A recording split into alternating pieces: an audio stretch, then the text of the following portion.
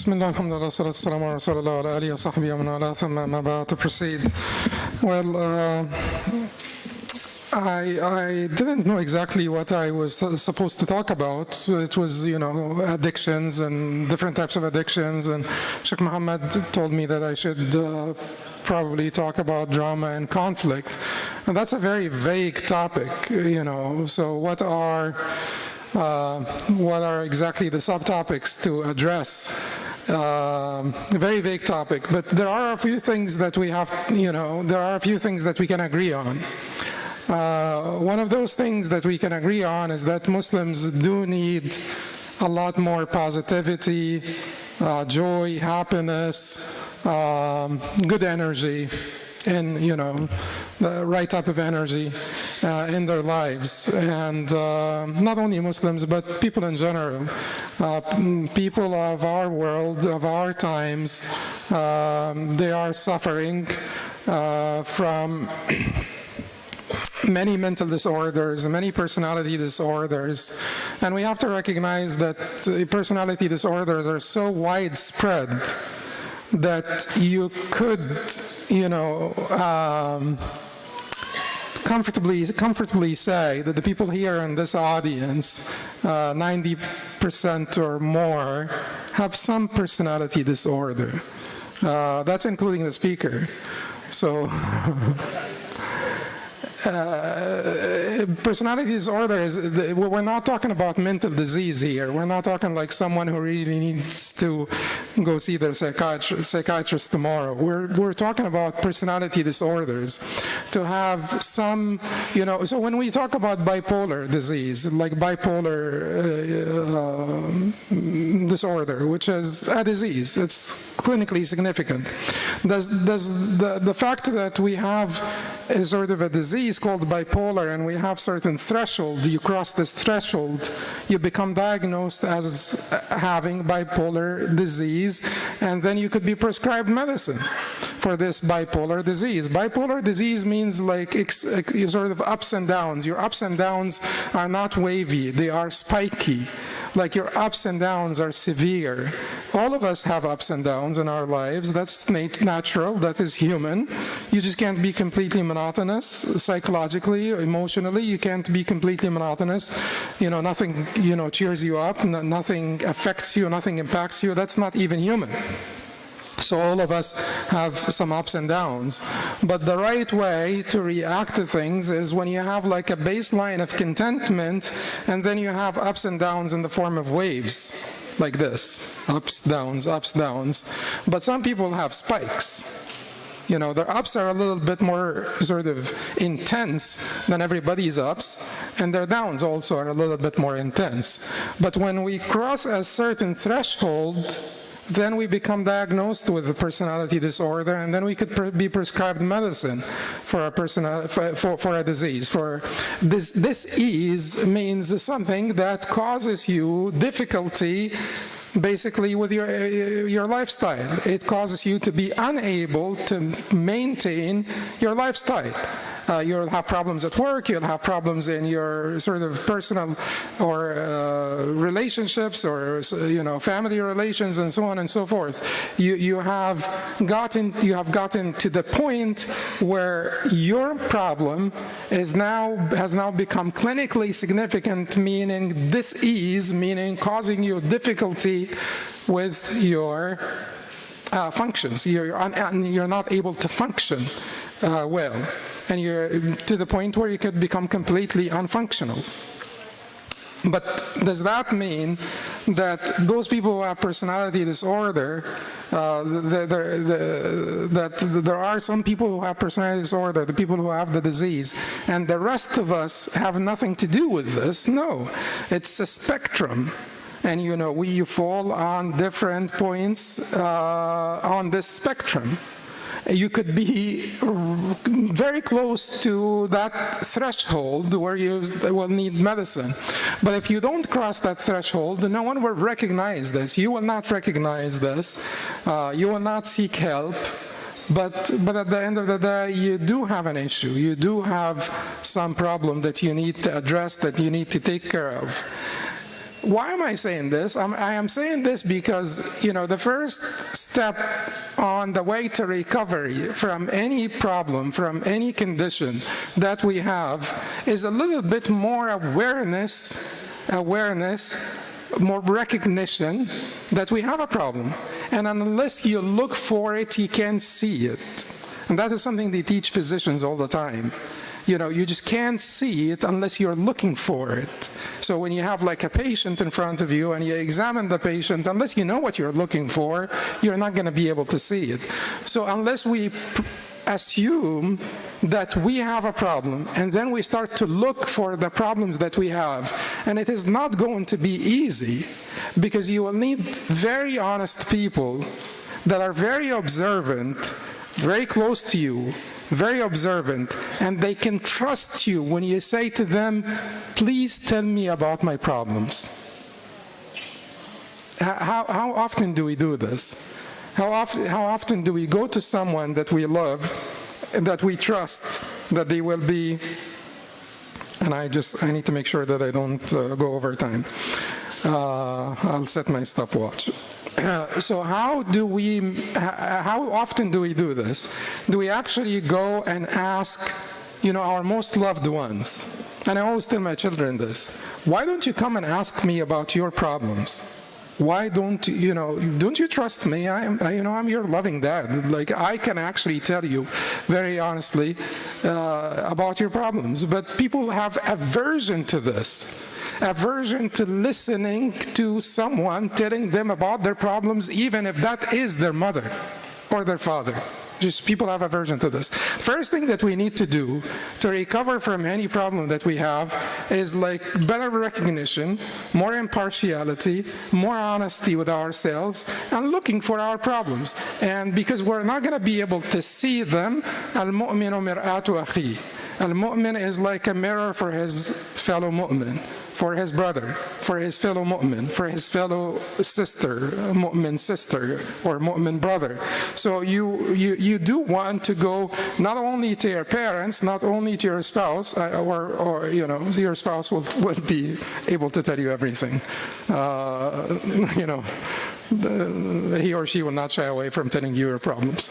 But you do want to go to your spouse, you do want to go to your parents, to your peers, to your co-workers, and tell them, please tell me honestly, and I promise that I will not be upset.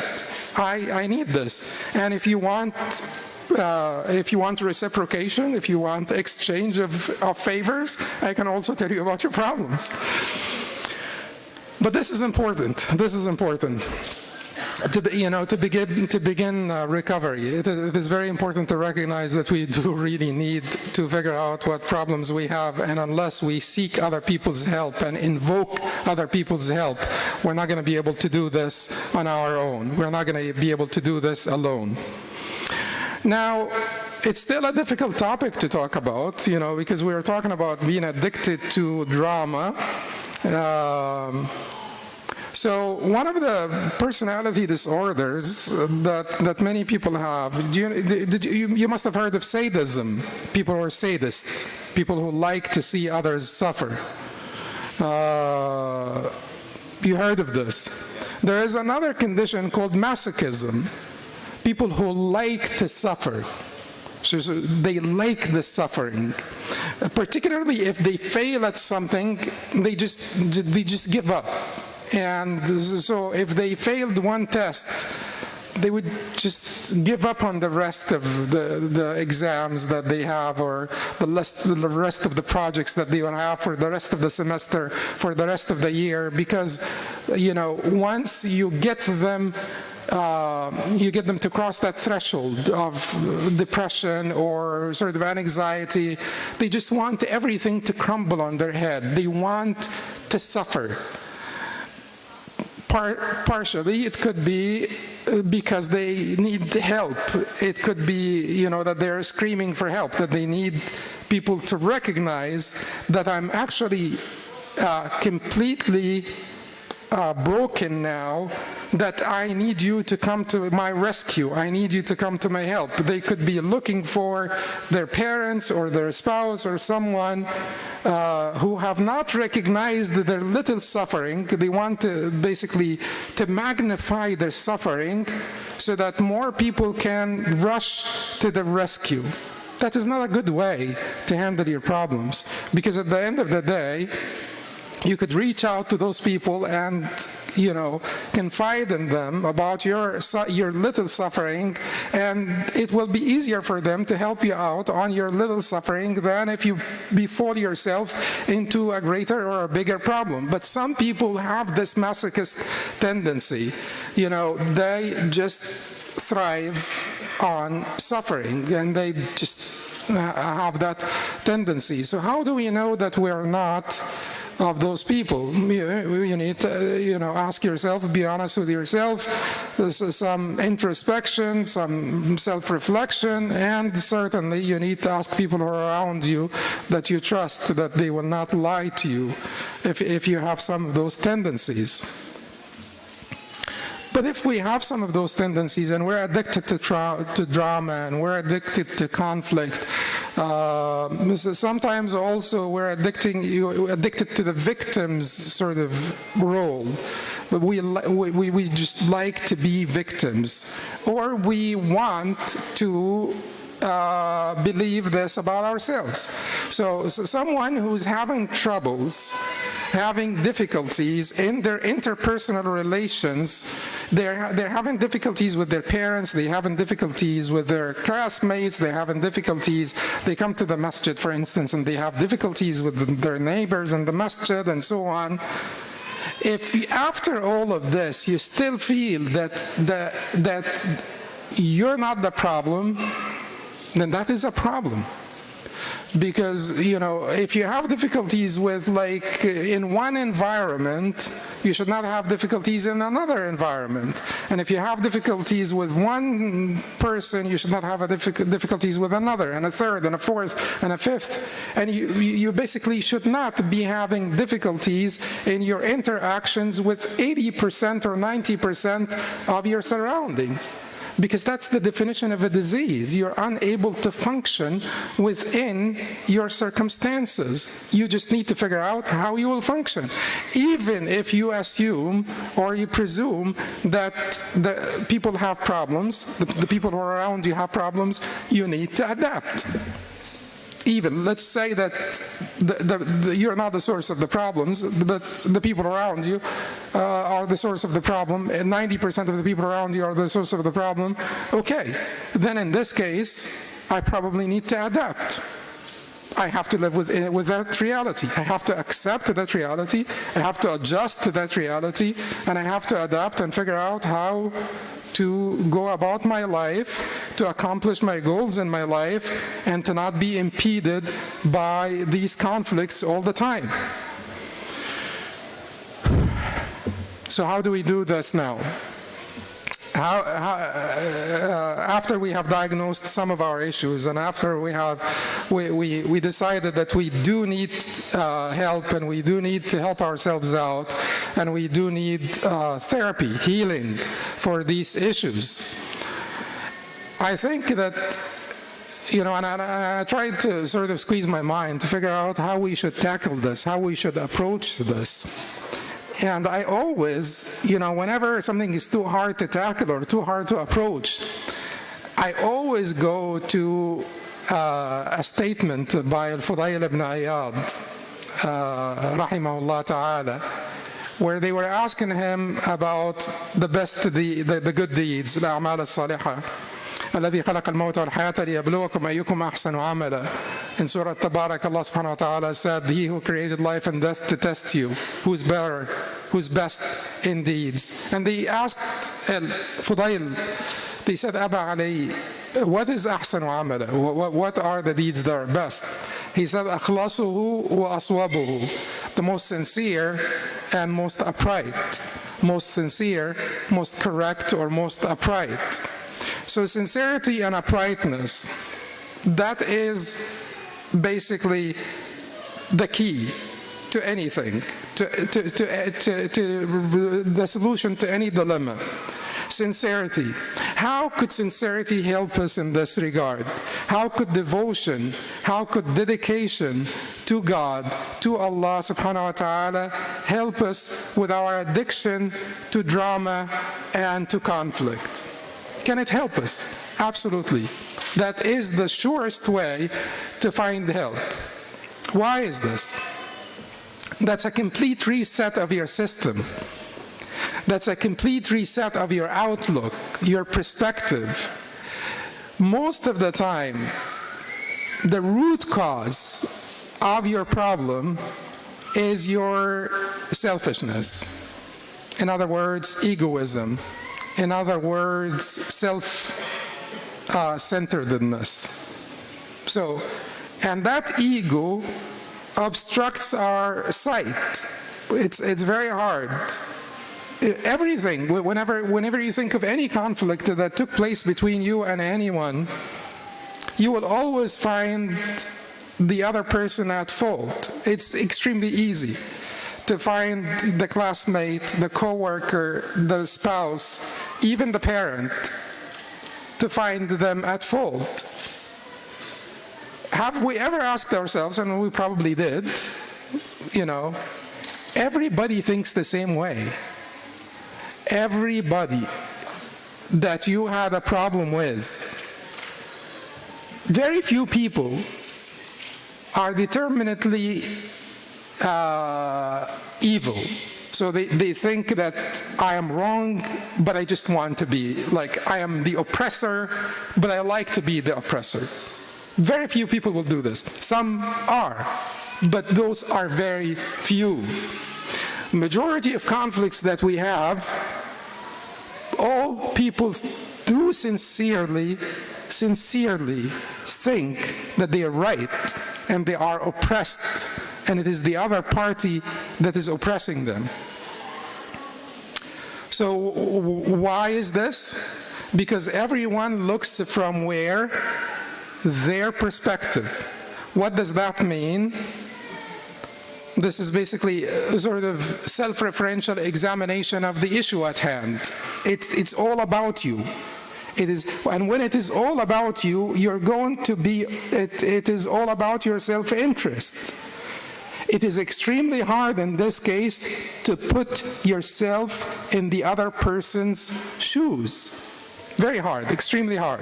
Takes a great deal of impartiality, takes a great deal of purity, and a great deal of, also God consciousness.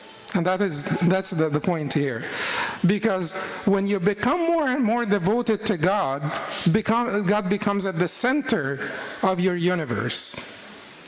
Your outlook on this universe changes. God is now at the center, and you are there at the peripheries with everybody else. It will be easier for you from that position to put yourself in everybody's shoes, because you're like everyone else. The one who's at the center of your own outlook, your own perspective, your own universe, is not you. It is Allah. It is God.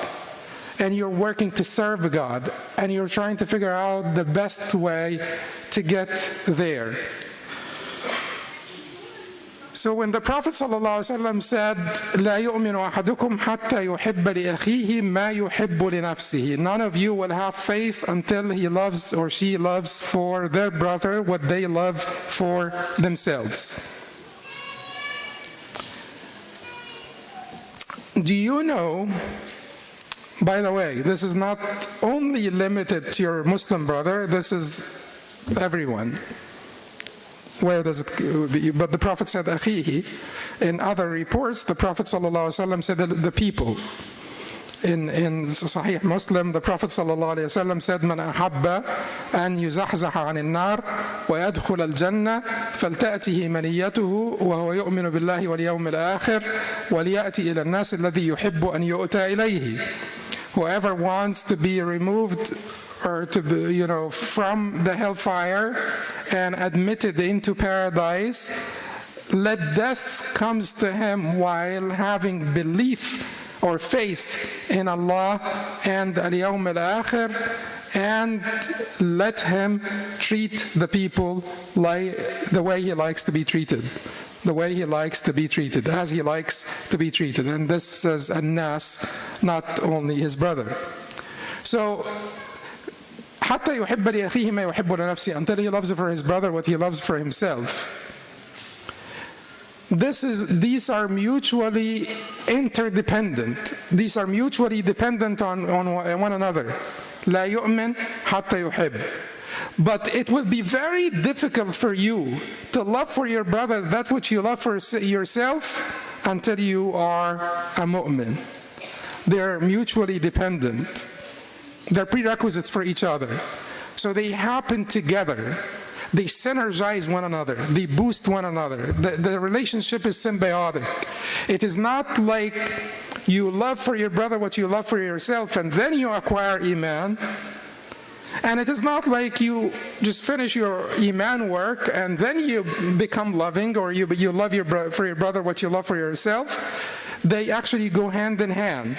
So the more Iman you have, the more capable you are to love for your brother what you love for yourself. The more capable you are to love for your brother what you love for yourself, the more Iman you have. Because it is a prerequisite of Iman to love for your brother what you love for yourself. So if you're able to do this, you have finished, you have fulfilled that prerequisite. You're closer to Iman. But also when you have more Iman means what? God is more central in your outlook. God is more central, is more important than yourself. You think this way. Your thoughts are God-centric. And you always think about the pleasure of Allah. How do I handle this particular issue in a way that is not most pleasing to me, but most pleasing to Allah? That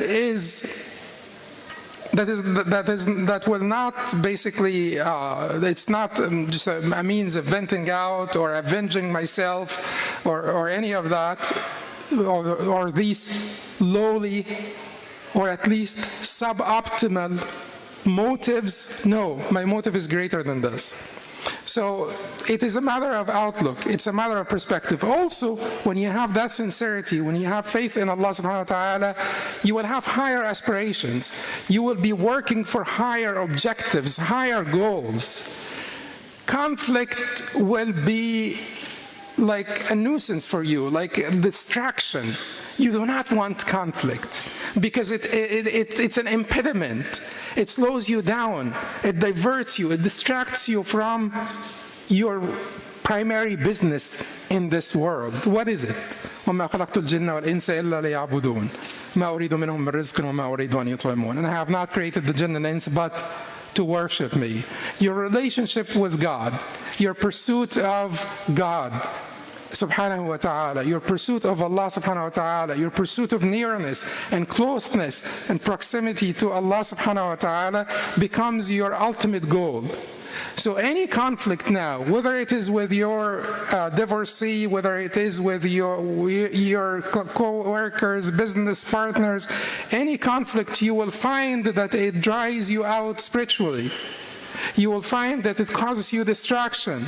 You will find that it causes hardness in your heart. Someone who is devoted becomes your ultimate goal. So any conflict now, whether it is with your divorcee, whether it is with your co-workers, business partners, any conflict, you will find that it dries you out spiritually. Okay. A previous Turkish Secretary of State said that, he came up with that statement, or, zero problems, I guess, was the statement of Ahmed Oglu. Zero problems. Turkey does not have time to... It dries you out spiritually. To be distracted. Turkey wants to build its economy. They set a goal for themselves. We want to build our economy. We do not want conflict. We do not want the distractions. But apply this to yourself. What is your goal in this life? What is your ultimate objective in this life? Where do you want to go? What is your destination? And you will find that you will automatically, once you have set out on the path to achieving that goal, anything that will come in your way, you will try to resolve it quickly, efficiently, to move on, to not waste time, to get to the next phase of your journey. So that is why it is extremely important. Devotion is the first thing, extremely important. The second thing is basically correctness, is uprightness. And where do we find this? We find this by more knowledge, learning more. Because although relationships mainly depend on fadl, particularly family relationships, close relationships, and even relationships between intimate friends, good friends, should depend more on fadl than adl, which is basically more on graciousness than justice. You know, relationships don't thrive on justice. Justice is so dry.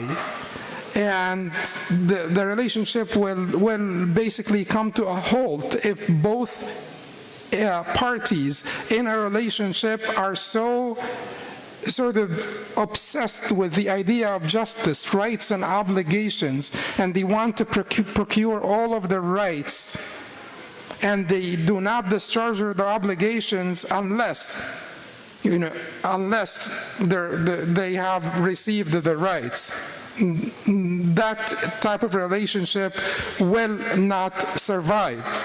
But the key to having better relationships and to having less drama in our lives is graciousness. وَلَا تَنْسَوُا الْفَضْلَ بَيْنَكُمْ. Allah subhanahu wa ta'ala said about the spouses, وَلَا تَنْسَوْا, or He instructed the spouses at the time of conflict, at the time of divorce, do not forget graciousness. You could still be gracious, even though this is a time of intense disagreement. You know, divorce is a time of intense disagreement. You could still do it graciously.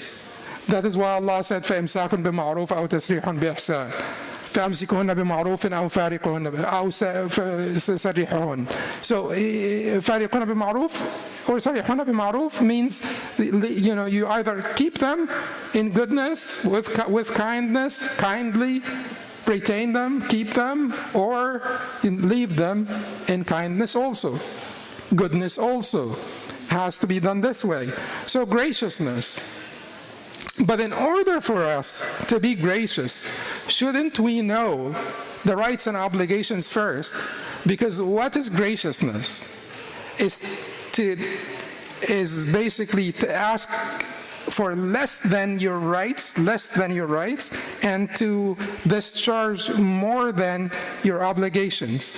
So to give others 120% of their rights and to demand 80% of yours. That's gracious. What's more gracious is to give others 150% of their rights and to demand 60% of yours. That is more gracious. So وَلَا تَنْسَوُا الْفَضْلَ بَيْنَكُمْ. This is extremely important. But we cannot figure this out unless we learn. And that is where correctness comes. Correctness is nothing but following the guidance, or the huda or the hadi of the Prophet ﷺ, of our deen. We have to learn about how to conduct ourselves, how to build our relationships, and so on, through our deen. One thing that is extremely important to avoid drama, because I guess maybe I ran out of time, or I have 1 minute. What do I have? Out? Okay. 2? Okay. One thing that is extremely important, at the end to remember is that you remember the spikes and the waves.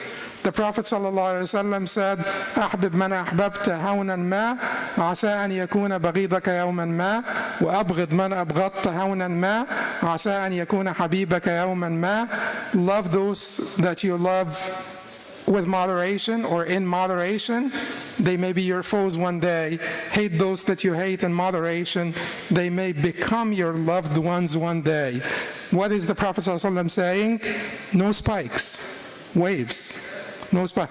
Even in your emotions, be moderate in your emotions. Don't be, intense in your emotions, because that will come back and hurt you before anyone else will come back and hurt you.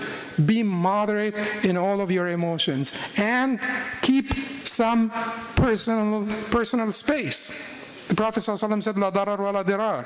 Keep some personal space. Sometimes we get, interlocked into some relationships that maybe a little bit of breathing room would help both parties for some time. And also, maybe we could determine that we probably can sort of make our relationship a little bit less intense than this. Even friends among themselves. Keep some personal space, breathing room, because sometimes when relationships are too intense, they result in too much drama, and the conflict becomes unavoidable. And you do not want this, because you do not want distractions. You have some business here, important business to finish in this life.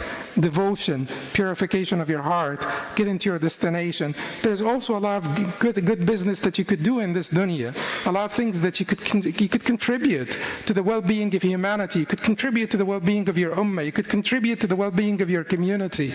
You could be more active, more energetic, more positive, more productive. You could be a source of healing for others, and instead of asking for, demanding comfort, you could have emotional surplus that you could go around now and become a source of healing for those who are around you. May Allah subhanahu wa ta'ala make you of those, and make us all of those.